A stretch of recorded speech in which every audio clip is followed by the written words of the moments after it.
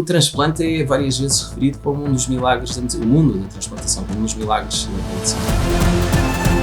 Porque no fundo tu acabas por, quando colocas um órgão que era de alguém na pessoa que está doente, tu no fundo substituis de forma muito natural todas as funções que os rins daquela pessoa teriam. O transplante não é uma cura, as pessoas às vezes têm aquela expectativa, fui transplantado, agora vai correr tudo bem.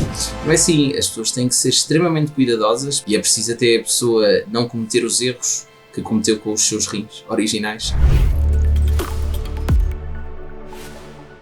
Olá e bem-vindos a mais um episódio do Top of Mind, do podcast da Bial, onde descomplicamos temas de saúde que importam.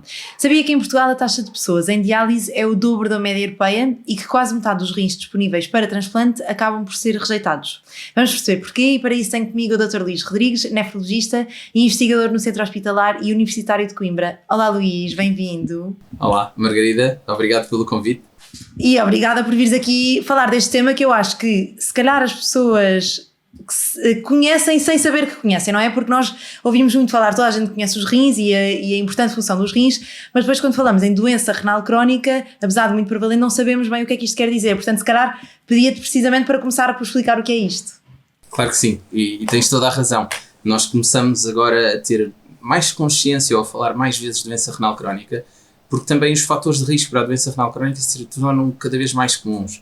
Então, a doença renal crónica resulta da perda progressiva da função renal, não é? E o rim exerce imensas funções, das quais resulta principalmente a produção de urina, mas por aí ele consegue fazer o equilíbrio de imensos sistemas, e consegue equilibrar até a nossa função cardiovascular e, portanto, há várias doenças que acabam por prejudicar a função dos rins e que levam à perda de função renal progressiva, em que nós podemos enquadrar depois em diferentes fases ou estadios da doença renal crónica, e acaba por ser uma doença que, por ser de diagnóstico difícil, por ser um pouco silenciosa, às vezes leva a que os doentes acabam também por desconhecer que ela existe, tenham uma referenciação tardia. Portanto, é muito importante para mim, nefrologista, vir aqui falar hoje, não é? Para a comunidade até não médica, e tentar sensibilizar um bocadinho as pessoas para o que é a doença renal crónica. E mesmo na comunidade médica eu acho que às vezes não estamos tão atentos assim, ou seja, eu acho que toda a gente ouve aquela coisa do cuidado com os rins, cuidado que esse medicamento pode ser mau para os rins, ou quer dizer, vamos associando estas coisas, mas depois mesmo na comunidade médica não é uma coisa que nós estamos sempre atentos, não estamos sempre a avaliar a função renal e muitas vezes estes sintomas vão-nos escapando, não é? Queres-nos falar precisamente sobre quais é que são os sintomas iniciais ou assim também alguns sinais de alarme que devem fazer pensar no rim? Olha, há duas coisas muito importantes que nos devem fazer pensar no rim. Uma são realmente os fatores de risco para as pessoas que possam ter doença renal crónica, e eu falo de doenças como a diabetes, hipertensão arterial, outras doenças cardiovasculares, por exemplo, alguma pessoa que tenha antecedentes de um infarto prévio, de um AVC, a obesidade. Nós vivemos nesta crescente pressão pandémica do excesso ponderal. Portanto, todos estes fatores de risco são fatores de risco para a doença renal crónica. E eu gosto de falar dos fatores de risco primeiro. Porquê? Porque a doença renal crónica só leva realmente a sintomas em fases mais avançadas. E se nós só explicarmos às pessoas um bocadinho, venha quando tiver sintomas, às vezes quando elas vêm com sintomas já é bastante tarde para tentarmos atrasar a progressão da própria doença. Mas sim, há sintomas como a perda de apetite, a falta de energia, a falta de força mesmo, nós dizemos aquele cansaço mais fácil. E depois há sintomas ainda mais graves que podem resultar até já de uma perda avançada da função renal, como as náuseas, os vômitos, em situações mais extremas. Daí ser importante falar dos fatores de risco primeiro para tentarmos diagnosticar o mais precocemente possível. Não é? E aqui então, nesse diagnóstico precoce, como é que nós podemos chegar aos doentes mais rápido? Portanto, uma das coisas que nós fazemos muito em consultas, especialmente lá está nas consultas de diabetes e de hipertensão, são as análises, não é? Nós avaliamos a função renal, que até agora recentemente mudou um bocadinho a forma como nós pesquisamos e como avaliamos a função renal, mas qual é a forma mais fácil de nós fazermos este diagnóstico o mais precocemente possível? Nós, nefrologistas, acabamos de ter muita sorte. Não há muitos órgãos em que nós possamos pedir uma ou duas análises que sejam tão específicas da perda de função de um órgão, às vezes, não é? Por exemplo, o cérebro, não temos análise nenhuma, não é? Temos que fazer outro tipo de testes. No rim é fácil. Se dosearmos a creatinina no sangue e a perda de proteínas na urina, que são 2 testes super simples de serem pedidos. No caso da urina até podem ser feitos numa amostra única da urina, não é preciso as pessoas guardarem a urina durante muito tempo, com o rácio entre a albumina e a creatinina. Esses 2 testes permitem-nos diagnosticar e estratificar o risco daquele doente para a doença renal crónica. O que é muito bom, porque lá está, o diagnóstico é relativamente simples. Não é? É preciso chegar lá a tempo e identificar os doentes o mais precocemente possíveis.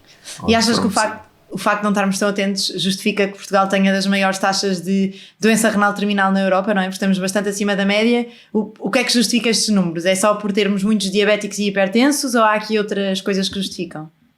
Isto há uma série de combinações de fatores que tornam esta tempestade perfeita e que fazem realmente, como tu disseste no início da entrevista, e que é um dado tão importante, nós temos este número tão pesado de doentes em diálise. Que não é algo que nós nos devemos orgulhar ao princípio, porque realmente, à primeira vista, pode ser o alerta de que temos que fazer mais para tentar travar a progressão da doença renal crónica. Pode ser por aí, eu estou a crer que em grande parte isto deve-se ao diagnóstico não se estar a ser feito de forma tão precoce. Nós precisarmos de melhor controle da diabetes, da hipertensão arterial, da sensibilização para a obesidade e para um estilo de vida saudável. Esses fatores eu acho que são chaves, não é? Identificar cedo a doença renal crónica. Depois, isto é um problema com vários anos em Portugal. Nós temos o reverso da medalha, nós desenvolvemos um acesso aos cuidados da diálise e até do transplante renal, em que nós somos dos países, se calhar, com melhores taxas de indicadores de qualidade deste tipo de sistemas, que tornam o acesso aos doentes a estes tratamentos também mais facilitado. Isto, por outro lado, é um marcador de qualidade em saúde também. Portanto, há aqui uma conjugação de fatores, mas eu diria que nós temos que fazer mais na prevenção e no diagnóstico precoce da doença, sem dúvida. E não achas, eu como sou médica de família tenho aqui um bocadinho esta perspectiva de, primeiro é engraçado porque mesmo no nosso sistema de registros a doença renal crónica nem aparece, tu não consegues codificar, pões como doença urinária outra, ou seja, sim, eu acho que logo aí vês a pouca importância que lhe é dada. Exato. E depois eu sinto que muitas vezes o que acontece é eu peço essas análises, percebo que tem ali uma taxa de filtração, ou seja, percebo que de facto o rim está a funcionar pior, mas fica ali um bocado, ok, e agora o que é que eu faço? Também ainda não tem indicação nem para transplante, longe disso. E muitas vezes uma coisa que eu também vejo que é muito comum são doentes altamente polimedicados, ou seja, é muito frequente em Portugal nós termos estes doentes que chegam à nossa consulta aos 60 ou 70 ou 80 e que fazem 8 ou 9 medicamentos, não é? E eu acredito que isto para o rim, que funciona aqui um bocadinho como filtro, também não seja muito benéfico. O que é que nós podemos fazer nesta fase em que identificamos? Ok, há aqui alguma alteração, mas se calhar ainda não é assim tão evidente. Olha, eu posso falar um bocadinho da experiência que eu tenho de contar com cuidados de saúde primária. Eu tive uma experiência muito boa. O médico de cuidados de saúde primária está mais qualificado para fazer o diagnóstico e até para o acompanhamento nas fases mais iniciais da doença renal crónica. Mas é como eu disse há pouco, tu dosiando a creatinina e a albuminúria na urina, tendo esses 2 indicadores, como médico de cuidados de saúde primária, quando chegas ali a um limiar da doença renal crónica, eu diria o que nós chamamos a transição do estadio 3 para o estadio 4, em que o doente deve ser referenciado a uma consulta de nefrologia. E nós recebemos muitas vezes o doente, é o que tu dizes, às vezes o doente vem polimedicado, mas às vezes o doente também precisa de estar polimedicado, porque nós felizmente também temos muitas classes terapêuticas novas que ajudam no atraso de muitas doenças. Alguns desses medicamentos acabam por servir para tratar o rim, para tratar o coração, portanto têm dupla função. Mas eu diria que o diagnóstico é a chave e depois a referenciação também precoce à consulta de nefrologia. E é como tu disseste, houve uma grande desatenção para a doença renal crónica e isso até é notório nos nossos sistemas informáticos, é porque nem consegues codificar a doença. Portanto, alguma coisa tem que mudar e alguma coisa tem que mudar porque os gastos em saúde com doentes com doença renal crónica em último estadio, na sua fase terminal, em diálise peritoneal, em hemodiálise, em transplante renal, são doentes que têm um custo enorme para os nossos sistemas, um peso enorme para o nosso sistema de saúde, para além de não falar do impacto que tem na sua qualidade de vida e na sua esperança de vida. E antes de avançarmos um bocadinho mais para o tema do transplante, que é muito a tua área de trabalho também, em termos de prevenção, quer dizer, já fica óbvio que tudo o que é prevenir diabetes e hipertensão, e portanto todos estes estilos de vida vão ser muito importantes. Há outras coisas importantes, por exemplo, eu lembro muito, há uma dúvida muito comum, não é? Agora estamos nesta época de proteína, tudo hiperproteico. Isto é uma coisa que é relevante, ainda não se sabe bem. Eu sei que isto também é difícil de estudar, não é? Porque nós não podemos estar sempre... Olha, nós não temos ainda muita informação sobre os efeitos que a carga proteica tem numa pessoa saudável que faça muito exercício físico. Nós não podemos dizer propriamente que poderá fazer mal, mas é certo que nós sabemos por outros estudos, com outro tipo de população, que a elevada carga proteica na dieta está associada a um aumento da filtração do rim, a uma carga acessória para a filtração do rim, e isso a longo prazo tem efeitos na perda mais rápida de função renal. Olha, eu diria que todos nós, enquanto população, devemos seguir hábitos de vida saudáveis, devemos tentar comer de forma saudável verduras, frutos, portanto devemos olhar atentamente para aquilo que comemos, para isso ser feito da forma mais próxima do que é uma alimentação saudável. Devemos ter muito cuidado com o exercício físico também. E depois, há aqui algum alerta, que ao bocado falaste de polimedicação e esqueci-me, é importante ressalvar, nós temos de ter algum cuidado com a forma como tomamos alguns medicamentos, por exemplo, para a dor, como são o caso de alguns anti-inflamatórios que podem, se tomados de forma contínua, afetar a função renal. E isso também tem a ver com a literacia e saúde, portanto. São iniciativas como esta. Sim, não é? Nós estamos a promover a literacia em saúde, estamos a dizer às pessoas sigam alguns dos nossos conselhos, não claro. todos que é impossível, mas para terem uma vida mais saudável. Nem que seja isso de saberem que, ok, quando tomam um anti-inflamatório não esteroide durante 3 meses ou 4 meses ou 5 meses, aquilo vai ter impacto no rim, não é? Exatamente. Sobretudo para um doente que já tem outro tipo de patologia, já tem algum envelhecimento vascular, alguma arteriosclerose, em que esses fármacos têm efeitos ainda mais nefastos para o rim, para o coração e para outros órgãos. E agora, Luís, diz-me, como é que funciona isto? Portanto, as pessoas associam muito a doença renal crónica, ou pelo menos quando já começam a perceber um bocadinho mais sobre isso, à hemodiálise, não é? E isto eu acho que é um nome que é mais comum e que as pessoas até conhecem. Como é que funciona a hemodiálise e como é que isto se compara, por exemplo, a ter acesso a um transplante, que no fundo evita que esta pessoa tenha de estar 3 vezes por semana ou 4 vezes por semana a ir a um centro e estar lá 2 ou 3 horas, não é? Que é como a diálise é atualmente. Olha, eu vou tentar simplificar um bocadinho a minha resposta, não sei se será fácil. Há 4 opções quando um doente perde função renal e necessita de alguma técnica que substitua a função renal. E isto advém do milagre da medicina, são poucos os órgãos que nós conseguimos substituir e manter aquela pessoa viva, com bem-estar, com qualidade de vida. Nós temos atualmente a hemodiálise, que é sem dúvida a forma mais popular. Eu diria que ela é bastante popular porque depende menos da intervenção do doente. O doente acaba por não ser tão... o doente não necessita de ajuda daquele tratamento, o tratamento é feito por outras pessoas, o doente vai a um centro onde lhe são prestados todos os cuidados. A diálise peritoneal, que é outra técnica que também ajuda ou substitui a função dos rins, que pode ser feita em casa, que no fundo dá mais conforto ao doente, mas que infelizmente na nossa população nem todos os doentes têm indicação formal para ela. Depois temos o transplante renal, e o transplante renal é sem dúvida a técnica que melhor qualidade de vida proporciona e melhor esperança de vida proporciona, mas que não é uma cura para a doença renal crónica terminal. Portanto, também os doentes, para serem candidatos a transplante renal, têm que ser muito bem estudados, porque, sobretudo associada à toma de imunossupressão crónica, há algumas atenções, algumas particularidades para as quais temos de ter em conta. E depois ainda temos a terapêutica conservadora para a doença renal crónica. Imagina naqueles doentes que têm uma esperança média de vida muito baixa, ou que já não têm vida de relação, que não desejem fazer diálise ou diálise peritoneal, que optem por isso. Nós podemos, no fundo, acompanhá-los com outro tipo de medicamentos que lhes prolongam, no fundo, a vida com qualidade de vida e que tentemos melhorar os seus sintomas para que possam continuar sem iniciar nenhuma das outras técnicas. Agora, se quiseres que eu aprofunde mais algum dos temas, só para te dizer, a hemodiálise acaba por ser uma técnica em que nós depuramos o sangue do doente em cada sessão, acabamos de substituir a função do rim naquelas 4 horas de tratamento habituais em que o doente vai ao centro, 3 vezes por semana. Como podes imaginar, isto é é impactante na qualidade de vida de alguém. São 12 horas por semana que tu tens que ir a um Sim, mas tens de centro pensar fazer que hemodiálise. queres ir de férias uma semana e tens de estar a pensar onde é que vais fazer hemodiálise, não é? Condiciona bastante a qualidade de vida.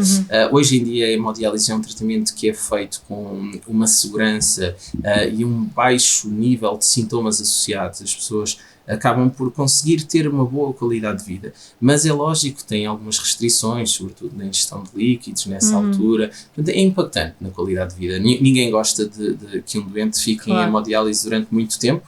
Nós todos gostaríamos que fossem transplantados, mas... E é isso. Nesse sentido, achas que se pode dizer que o transplante de facto é a melhor opção terapêutica, ou seja, é aquilo que tu idealizas para um doente com doença renal crónica?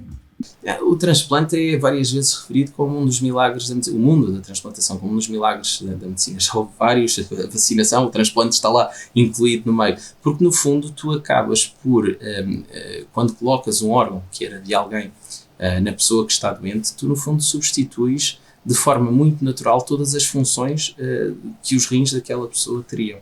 E portanto isso é lógico que dá uma qualidade de vida enorme à pessoa que recebe o transplante renal.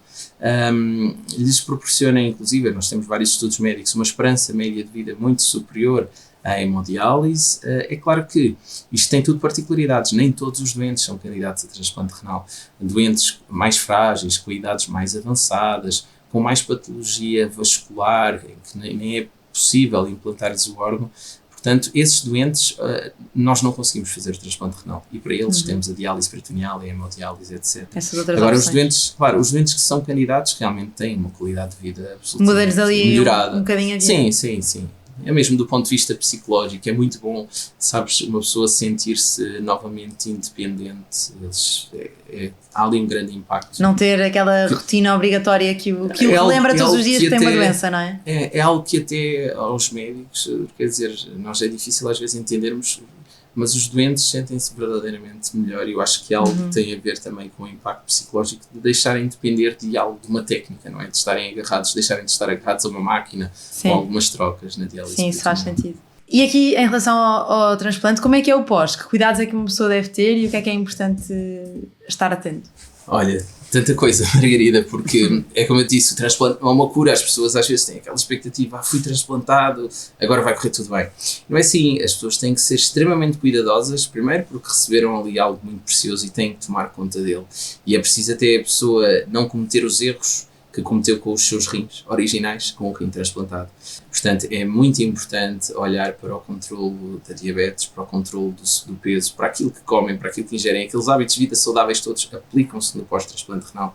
E depois, é assim, estes doentes tomam imunossupressores para o resto da vida, e os imunossupressores deprimem o sistema imunitário, tornam-nos mais sensíveis a infecções, a um maior risco de algum tipo de neoplasias. Portanto, é muito importante, por exemplo, cumprirem esquemas de vacinação, cumprirem os esquemas que nós damos de profilaxias, de infecções que têm que cumprir, evitarem alguns contactos de risco, como é óbvio, exporem-se, pelo menos nos 3 meses a um ano iniciais, exporem-se a algumas situações por exemplo, de espaços mais fechados, com muitas pessoas, sobretudo em picos da gripe, por exemplo.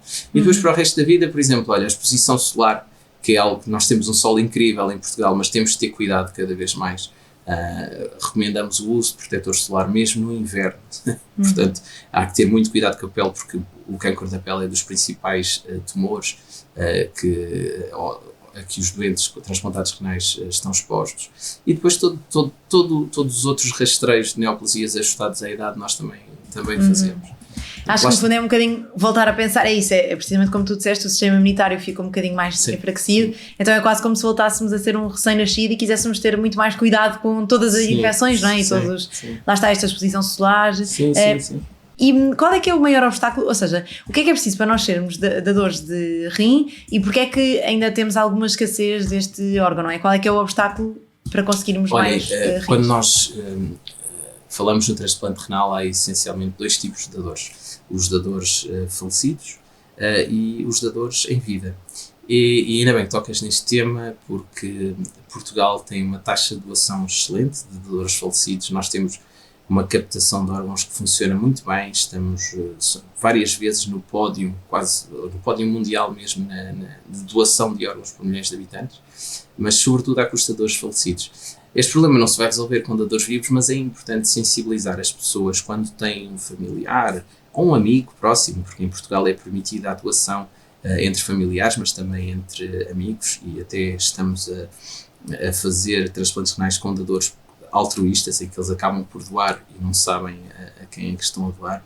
Portanto, mas quando temos alguém nesta situação que nos seja próximo e nós temos condições para doar o órgão, ou pelo menos nós, claro, que vamos ter que ser avaliados por uma equipa médica de forma muito minuciosa, mas se sentirmos essa vontade, devemos ter a coragem de falar com essa pessoa que está a passar pela doença renal crónica e falar sobre isso, e depois daí para a frente logo se verá o estudo todo que é necessário. Nem toda a gente, infelizmente, pode ser dadora de órgãos, porque quando vais a uma consulta de doação, o mais importante para o médico que faz a consulta é defender a pessoa que está saudável e que se propõe a doar um órgão. Nós não podemos de maneira nenhuma provocar pô-la em doença, risco, não é? Para além do risco de lhe tirar um órgão, porque há sempre alguns pequenos riscos associados. Portanto, a pessoa tem que ser muito saudável e depois tem que ter uma vontade, que nós falamos em altruísmo. A vontade de doar tem que ser feita sem qualquer tipo de pressão psicológica ou outra, não é? Tem que ser tudo muito transparente. E porquê é que, quer dizer, é um bocado impressionante ouvir que metade dos rins disponíveis são rejeitados. Porquê é que isto acontece? Porquê é que eles depois não avançam com o transplante quando já ultrapassámos essas barreiras todas de, lá está, da pessoa querer mesmo e não estar pressionada? Esse tipo de dadores que são rejeitados, portanto, há duas hipóteses. É claro que a maior parte dos dadores que são rejeitados são dadores falecidos, são pessoas que acabam por falecer por morte cerebral e que depois são estudadas como potenciais dadores. E, em muitos dos casos, efetivamente, são pessoas com já muitos problemas de saúde, não é? Porque se já faleceram por uma causa de morte que foi uma doença cardiovascular ou cerebrovascular, é óbvio que essas pessoas não serão inteiramente saudáveis, e alguns nós recusamos mesmo porque os rins dessas pessoas não seriam saudáveis ao ponto de serem implantados. Mas depois há certamente algumas falhas nesta recusa de órgãos pela nossa incapacidade de estimarmos a qualidade desses órgãos de forma muito precisa pelos métodos que temos para o fazer, que são dois, são as análises clínicas desses dadores, os seus dados clínicos completos, e a análise, por vezes, do tecido da biópsia que nós fazemos a esses dadores antes de os utilizarmos para doação. E é aqui que tu falas muito na biópsia tempo zero, não é? Consegues-nos explicar o que é isso para quem não é assim da área? Olha, uma biópsia tempo zero é aquela biópsia que nós fazemos antes da implantação dos órgãos destes dadores e dá-nos a oportunidade de olhar ao microscópio e perceber qual é o estado dos tecidos, qual é, no fundo, a qualidade, qual é a viabilidade daqueles tecidos, e se isso permite que eles sejam implantados na outra pessoa e que funcionem bem e que funcionem durante muito tempo. É um exame que nos ajuda, que nos guia na decisão ou não da utilização de algum tipo de órgãos. E o que é que sentes que podia mudar um bocadinho nesta triagem para não se desperdiçarem, entre aspas, tantos órgãos, não é? O que é que podíamos fazer melhor? Olha, nós todos nos habituámos a utilizar calculadoras, não é? Por exemplo, já não fazemos muitas contas de cabeça, e se bem que isso pode ter prós e contras, mas há contas muito complexas que não fazemos de cabeça, certamente temos aquele auxiliar. E hoje nós, no nosso dia-a-dia e na medicina, começamos a ter auxiliares, portanto, ferramentas muito poderosas que podem ser auxiliadoras da decisão médica. E, no fundo, hoje em dia nós conseguimos já digitalizar essas biópsias, transformá-las numa imagem médica que pode ser lida por alguns algoritmos, por esta visão computacional, que nos pode ajudar a tomar algumas decisões de forma mais precisa. Porque nós todos humanos falhamos em áreas ou em cálculos muito complexos, e às vezes na análise destas biópsias há vários fatores, nomeadamente a nossa experiência em interpretá-las, que nos podem levar a tomar decisões menos precisas e às vezes à rejeição do órgão que potencialmente pudesse ser utilizado. Então aqui tu estás a falar de ter, por exemplo, ou seja, isto de inteligência artificial não é quase avaliar essa biópsia e dizer se este rim é bom para ser transplantado ou não? É, não de uma forma autónoma, cinematográfica, assim, ela não vai ser só a inteligência artificial. Não vai substituir, ainda não estamos nessa fase, não sei se estaremos um dia, mas por isso é que eu dei a analogia com a calculadora. Ela pode ser um poderoso auxiliador do médico que está a ver a biópsia, ajudá-lo a perceber se ele está a tomar a melhor decisão, não tomar a decisão por ele. Há uma grande diferença nisto. A inteligência artificial, para entrar na medicina, tem que ser uma inteligência artificial, sobretudo numa fase inicial, que seja interpretável e que ajude os clínicos a tomar melhores decisões. Não pode entrar de forma logo autónoma, porque estamos a falar de decisões muito complexas, com muitas variáveis, e de que nós não podemos confiar também cegamente em algumas tecnologias, não é? Sim, mas na verdade poupa-te aqui imenso tempo, não é? Este projeto que tu criaste um bocadinho da biópsia em tempo zero e deste apoio da inteligência artificial faz com que, porque tempo, e nisto dos órgãos, tempo é órgão, não é? Estás sempre um bocadinho numa corrida contra o tempo e aqui arranjaste uma forma de no fundo acelerar um bocadinho o processo e lá está, eu acho que as pessoas ficam sempre um bocadinho assustadas com a inteligência artificial, mas no fundo aqui é muito mais de nos ajudar a poupar tempo e nunca vai substituir, ou pelo menos para já não é isso que se prevê, que substitua o trabalho, vai fazer se calhar com menos erro médico e vai, lá está, é uma calculadora que nos pode ajudar muito a poupar tempo, sendo sempre depois avaliado e portanto ter ali um humano que já tem muita experiência e que vai orar e dizer ok, sim, esta conta faz sentido, não é? Se aquilo de repente 2 mais 2 nos disser 8, nós pensamos ok, há aqui alguma coisa que está mal. Claro, alguma coisa, há sempre a decisão do clínico, será sempre soberana. Isto são realmente ferramentas que podem auxiliar a decidir se aquele órgão é bom e, por exemplo, se aquele órgão é bom para determinada pessoa. Porque, por exemplo, a nossa triagem dos órgãos ainda é um bocadinho subjetiva ou não tão precisa. E nós às vezes precisamos realmente de oferecer os melhores órgãos para os receptores também que vão viver mais tempo e que vão beneficiar dele mais tempo. E, por exemplo, precisamos selecionar aqueles órgãos que podem não ter uma esperança de vida tão grande, mas que podem ser utilizados ainda para pessoas também de idade mais avançada, que estão em hemodiálise. Não é? A idade média, para tu teres ideia, a idade média de entrada em hemodiálise em Portugal é na volta dos 65 anos. E, portanto, nós começamos a ter cada vez mais receptores de transplante renal em idades mais elevadas, próximas dos 70 anos, às vezes para além já dos 70 anos. E esses receptores certamente não vão precisar de um rim que dure 20 anos, porque provavelmente não terão essa esperança de vida. Mas temos muitos doentes com idades mais jovens em hemodiálise e para esses, em diálise peritoneal, e para esses receptores mais jovens nós vamos precisar de saber quais são os órgãos melhores, porque de forma muito precisa, porque eles vão precisar de um rim durante muitos anos, esperemos nós. E aqui tens algumas... Essas ferramentas servem para isso. É isso, tens alguma estimativa do poder destas ferramentas, portanto, da inteligência artificial aqui neste apoio à triagem? Tens alguma estimativa ou quantas vidas é que achas que isto podia mudar ou salvar, tendo tanto impacto no tempo e na avaliação? Sim, é muito difícil ter um número concreto, mas eu vou-te dar números dos dados que nós temos, dos trabalhos que temos feito. Nós esperamos que estas ferramentas possam evitar que cerca de 20% a 40% dos órgãos que são atualmente descartados pela biópsia que fazemos possam vir a ser utilizados.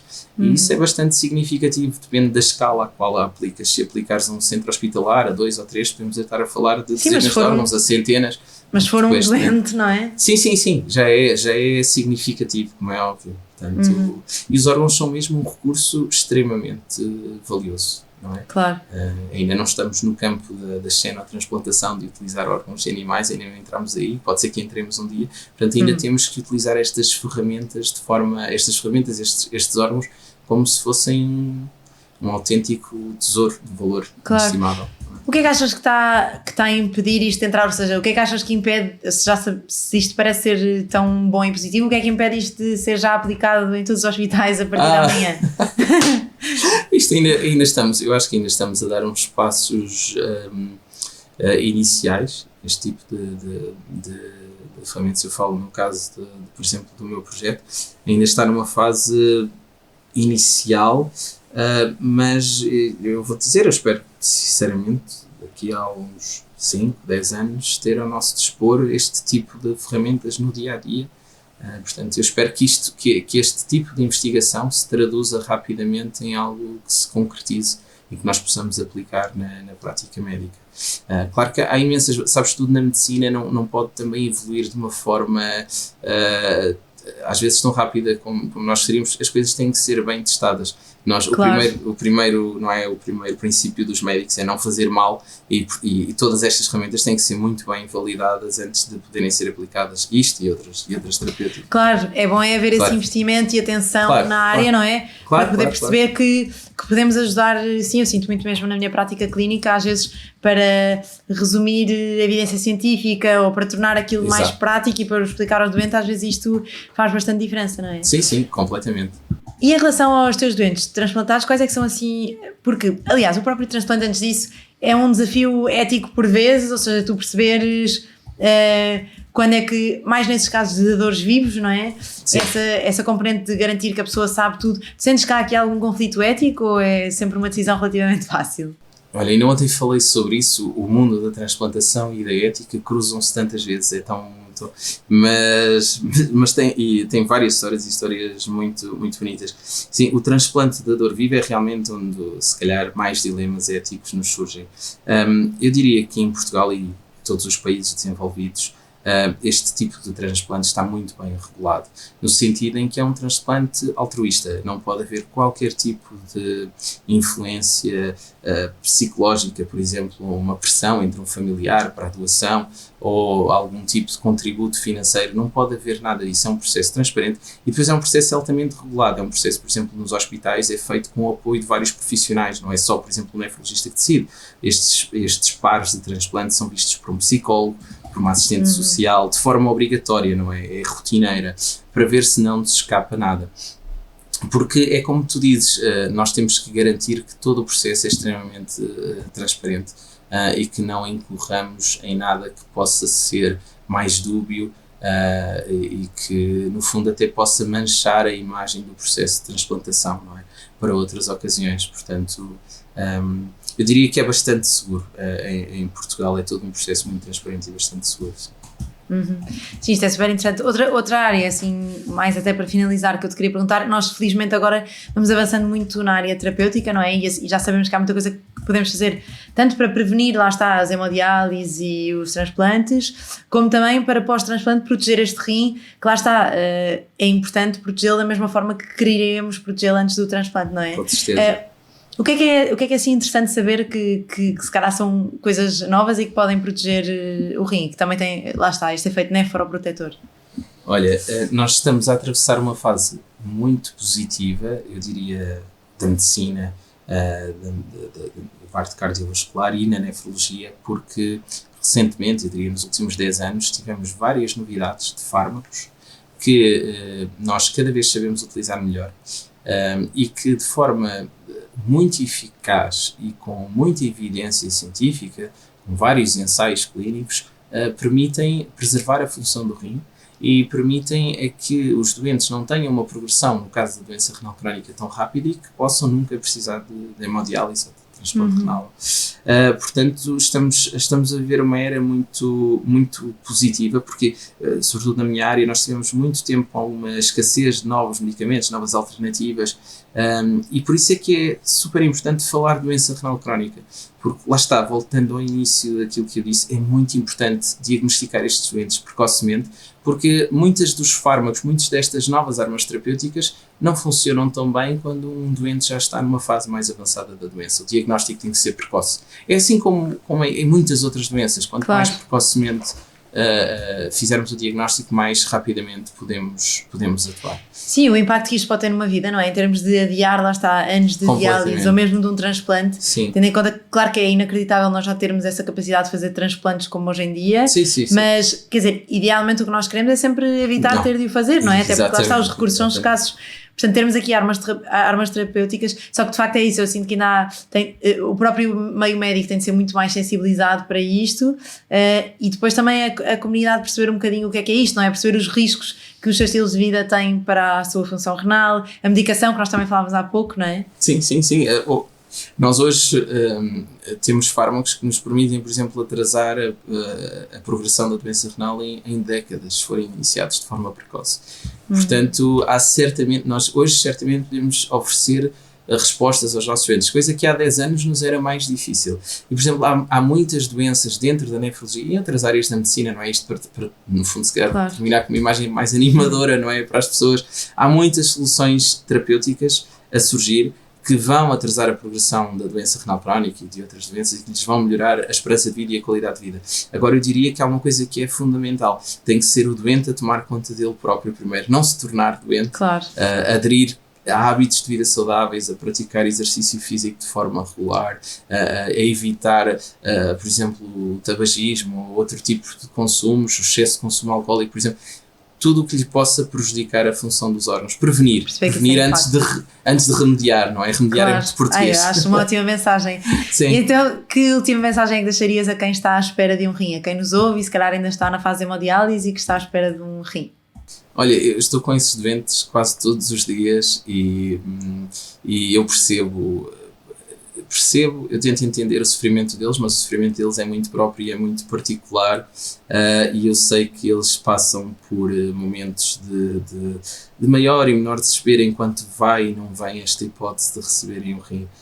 Mas o que eu lhes tento transmitir é no fundo, otimismo, que eles tomem conta deles, porque mesmo pelo facto de serem hemodiálise, eles têm que ter a coragem de se manterem saudáveis até ao período de transplante, que sigam ao máximo as recomendações de todos os profissionais que estão a tomar conta deles. Eu estou a falar dos médicos, dos enfermeiros. Há um grande apoio de vários profissionais a estes doentes que fazem diálise peritoneal, nos doentes que fazem hemodiálise. Todos estes profissionais querem que eles tenham, se forem candidatos, a hipótese de ser transplantados.